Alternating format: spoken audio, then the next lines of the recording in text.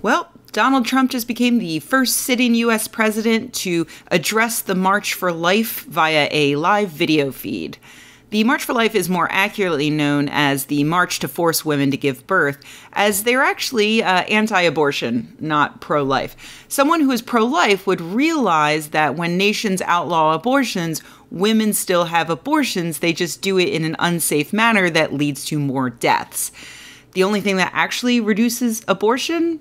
That would be increased access to birth control and sex education, two things pro-lifers are decidedly against, usually. Anyway, on to the big speech, and to the many lies that were told.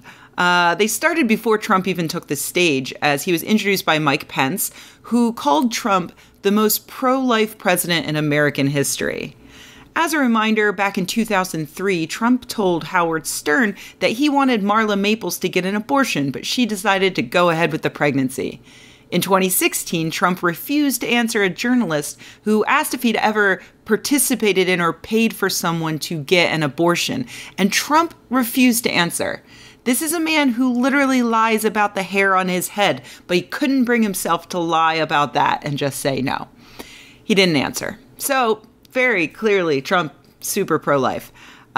So Trump then took the stage, and to start, he said that America has, and I quote, some of the most permissive abortion laws anywhere in the world. For example, in the United States, it's one of only 7 countries to allow elective late-term abortions, along with China, North Korea, and others.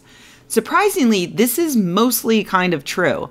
The U.S. has no federal laws prohibiting late-term abortions, though obviously we all know that that's because it's left up to the states to decide, and the majority of them have banned abortions after 24 weeks.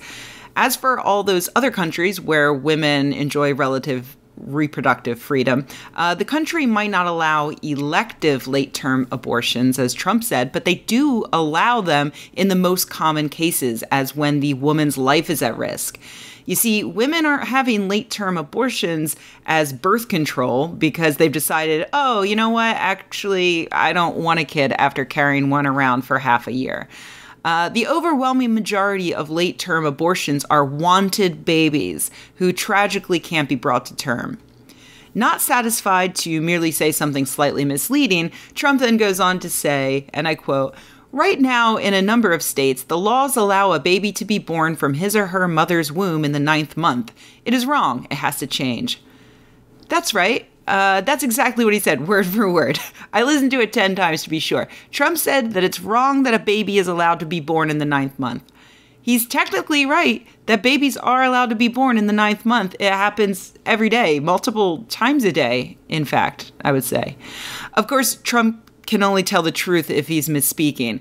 If he actually meant to say that babies are allowed to be aborted in the 9th month, that would be so wrong that it may be the wrongest thing he's ever said, which is really saying something. A baby who is aborted at 9 months is, in fact, being born. And no, parents and doctors are not allowed to just throw away a baby who's just been born. Jesus Christ. Trump then says, Americans are more and more pro-life. You see that all the time.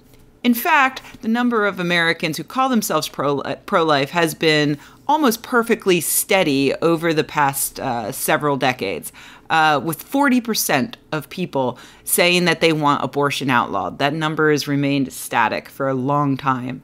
Next, Trump brags about reinstating the Mexico City policy. I talked about this last year in a video when it happened, but just to recap, every Republican president does that as an order of business upon taking office.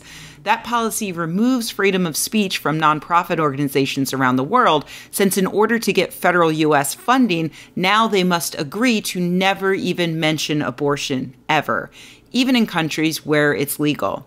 So organizations that provide crucial health services to women cannot discuss legal, safe options with women if they want to keep their funding. It's pure, ignorant insanity, and it could lead to tens of thousands of deaths. But hey, Trump got a round of applause from it, so it must be good. He then gets a round of applause for pushing religious freedom policies that allow doctors and other medical professionals to deny basic medical services to women based on their ideology. He brags about the new Conscience and Religious Freedom Division of the Department of Health and Human Services, created specifically to stop women from getting health care. Once he was finished listing his anti-choice policies, I realized that Pence was right. Trump could be the most pro-life president ever, even though he's obviously taken advantage of abortion services in the past. And prior to being elected, he has expressed pro-choice leanings. But now he just does as he's told, even to the point of telling journalists that he supported women being punished for having abortions. Remember when that happened? He walked that back once he realized he'd gone a little too far too soon, but I'm sure he got a treat after that statement anyway. It may not have been appropriate in 2016 when he said it, but if his rhetoric continues in this way, it'll just be another normal policy by the time 2020 rolls around.